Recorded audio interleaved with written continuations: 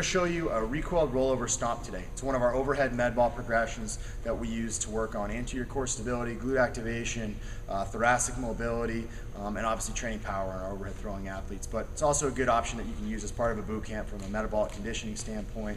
You can use it with just about anybody who needs to move a little bit better. One of the things that we see with an overhead med ball stomp, which Ryan's going to show right now, which you demonstrated, just do a set of 3.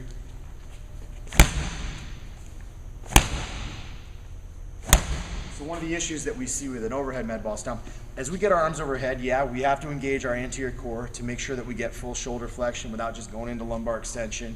We have to get our scapular stabilizers going to get our arms up overhead. We got to create some length and lat. It's all well and good. We got glute activation as we get to the top to make sure we don't go into a lumbar extension. The problem is we don't necessarily spend a whole lot of time straight ahead in this world.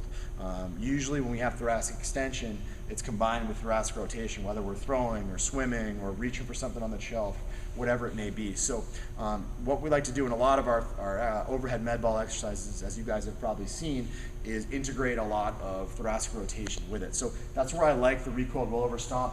Usually we'll do sets of 4 per side when we're training for power. If you're doing this as part of like a boot camp, medley, whatever it may be, you can do it for sets of 10 on each side. So let's go through a couple here.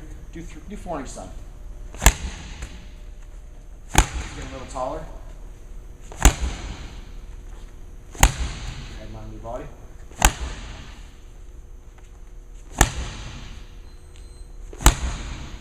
Good. So what you'll see is, as he gets his way up, he's rotating through upper back, squeezing glutes, bracing core, head's in a neutral position, and then it's straight down.